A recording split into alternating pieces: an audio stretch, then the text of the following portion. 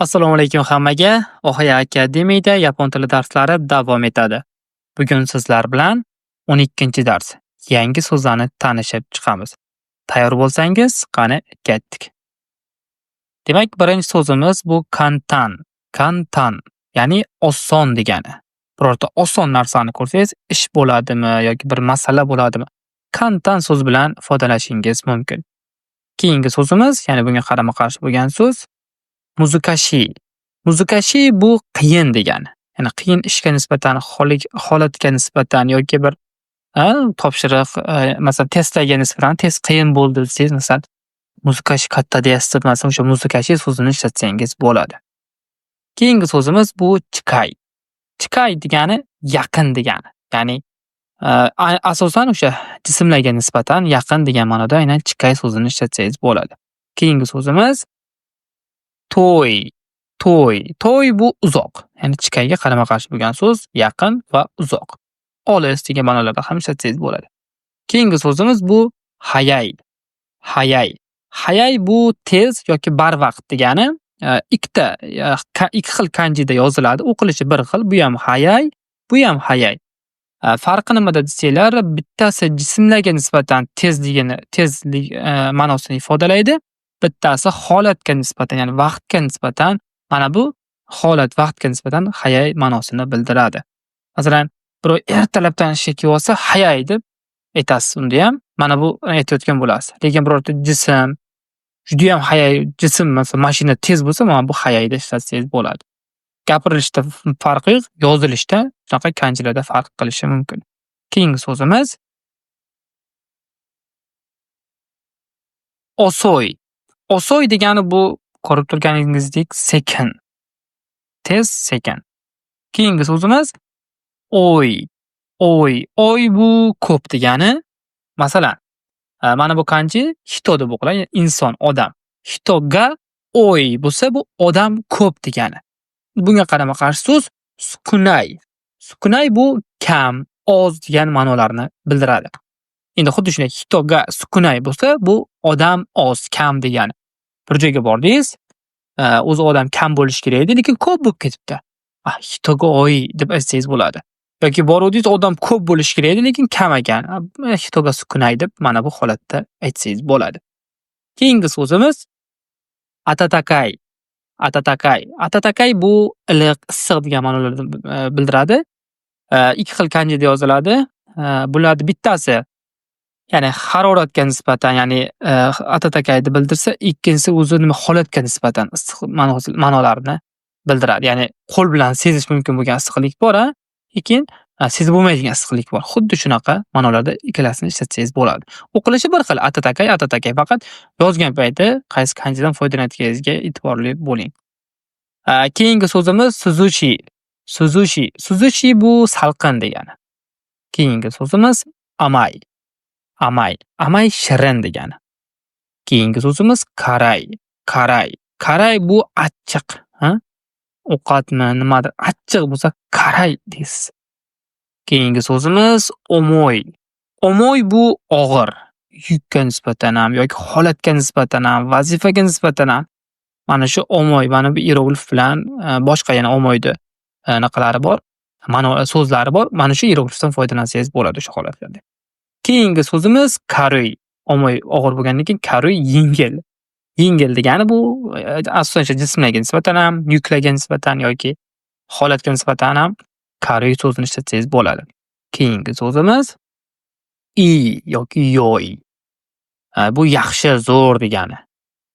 Masalan, kohiga bo'lsa, bu kofi yaxshi degani, ya'ni zo'r degani. Keyingi so'zimiz Kisetsu bu fasl. Ya'ni bizda 4 ta fasl, ya'ni o'zi fasl degan so'z kisetsu bo'ldi.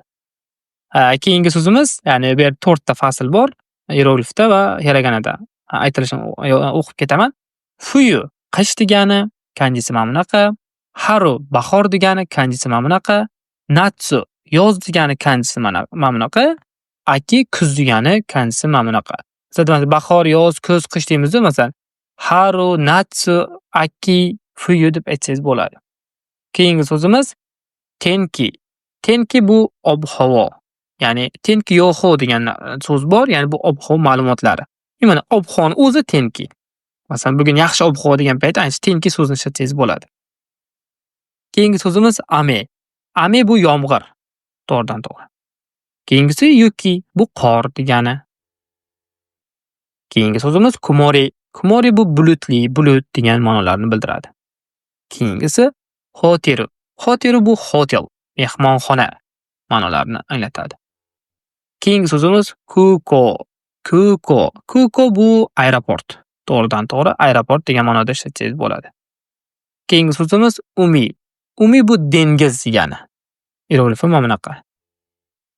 Keyingi so'zimiz sekai. Sekai. Sekai bu jahon yoki dunyo degan ma'nolarda ishlatsangiz bo'ladi. Keyingi so'zimiz party. Party bu kecha, ziyofat, bazm. Kimdir tug'ilgan kunda party qilaveradi. Kimdir nima deydi? Uylanganda yoki turmush qurganda yoki kimdir qaysi kompaniyalar qanaqadir bir yaxshi muvaffaqiyatli party qilib nishonlashi mumkin. Party juda ham mashhur so'z, juda ham ko'p ishlatiladi. Shuning uchun bu so'zni esdan chiqarmang. Keyingi so'zimiz omatsuri. Omatsuri, ya'ni matsuri bu bayram degani. O'sha bizada ham bayramlar bor, xuddi shunday Yaponiyaning bayramlari matsuri deb ataladi. Har xil o'ziga xos an'anaviy bayramlarni matsuri bilan belgilasangiz bo'ladi. Keyingi so'zimiz shikin. Shikin bu imtihon, sinov. Nafaqat test ko'rinishidagi kirish imtihonlari shikin yoki bir mahsulotni sinov qilgan vaqtda ham mana shu shikin bilan ishlatsangiz bo'ladi. Masalan, bitta mahsulot ishlab chiqardingiz, uni bir sinov qilishga qani, rostdan keyin oxiriga chiqarsangiz bo'ladi. Mana shu joyda ham shikin degan ma'nolarda ishlatsangiz bo'ladi. Keyingi so'zimiz sukiyaki. Sukiyaki bu ovqat, go'sht va sabzavotlardan tayyorlangan issiq ovqat. Mana shu ko'rinishdagi ovqat. Keyingisi bu sashimi. Sashimi bu yupqa qilib qirqilgan xom baliq go'shti. Mana bu rasmdagi baliq ovqat. Keyingisi sushi, ya'ni sushi. Bu hamma o'zi biladi. Yaponiya esa o'zi birinchi xayolingizga keladigan so'z ovqat sushi. Mana shu azizlar, men juda ham yaxshi ko'raman. Sizlar ham yaxshi ko'ringlar va buni mazza qilib yeylik. Haqiqatan juda ham sog'liqqa va juda ham mazali yapon taomi. Keyingi so'zimiz tempura. Tempura bu ovqat, bu ham yaponskiy sabzavot va baliq qovurmasi. Keyingi so'zimiz ikebana. Ikebana bu gullar aranjirovkasi. Qanaqa desanglar, bitta tuvak bo'ladi, har xil gulni shoxlar keladi. Xullas gul yasaysiz, u tabiiy bo'lmaydi, sun'iy bo'ladi, lekin mana shu naqa yasaladi. Keyingi so'zimiz momiji. Momiji bu xazon, qizil barg, ya'ni aynan kuzdagi mana bu qizil barglar yapon tilida momiji bo'ladi. Keyingi so'zimiz dochera. Qaysi biri? Qay biri? Bu ikkita narsani bir-birini bilan tanlayotganda yo farqlayotganda ishlatiladigan so'z. Bu asosan grammatikada yaxshiroq tushuntirib berishga harakat qilaman. Bundan keyingi darsimiz 12-dars grammatika darsimizda aynan mana shu dochera degan so'zni ishlatib bir nechta gaplar ko'ramiz. Ya'ni ikkita narsani taqqoslashda ishlatiladigan so'z. Dochera. Qaysi biri? Qay biri? Qay biri katta, qay biri shirin, qay biri issiq, qay biri sovuq, qay biri tez, qay biri sekin. Mana shu ikkita narsani. Keyingi so'zimiz docheramo. Docheramo bu o'sha boyagi docheraga mo qo'shilgan. Bilamiz, mo ham degan ma'noni bildiradi. Docheramo degani ikkalasi ham degani, ikkisi ham. Ikkita narsani tanlayotdingiz. Menga ikkalasi ham yoqadi, ikkalasi ham tez, ikkalasi ham issiq, ikkalasi ham shirin. Ana shu holatda docheramo deb ishlatsangiz bo'ladi. Buni ham grammatikada tushuntirib beraman 12-darsda. Keyingi so'zimiz zutto. Zutto ancha vaqt oldin, nimadir ancha aytamiz biz ham. To'g'ridan-to'g'ri ma'noda ishlaysiz bilamiz. Seni ancha kutdim desiz, zutto matta aytib aytsangiz bo'ladi, zutto. Keyingi so'zimiz hajimite. Hajimite bu birinchi bor, ilk bor. Yaponiyaga birinchi keldingiz, hajimite kelgan bo'lasiz. Birinchi bor nimadir yeb ko'rdingiz, hajimite yeb ko'rgan bo'lasiz. Xullas shunaqa gap. Hajimite birinchi bor. Birinchi marta ko'rib turmayman, birinchi marta yeyishim, birinchi marta keldim Yaponiyaga degan joylarda ishlatsangiz bo'ladi. Keyingi so'zimiz juda ham endi kayva degan bo'limga e'tibor bersanglar, bu aynan kitobimizda kayva bo'limi bor. O'sha kayva bo'limida ichida ham so'zlar bor. O'sha ichida ham ba'zi bir so'zlarni tarjimalarini berib ketaman. Ya'ni o'sha tekstni yaxshi tushunishingiz uchun.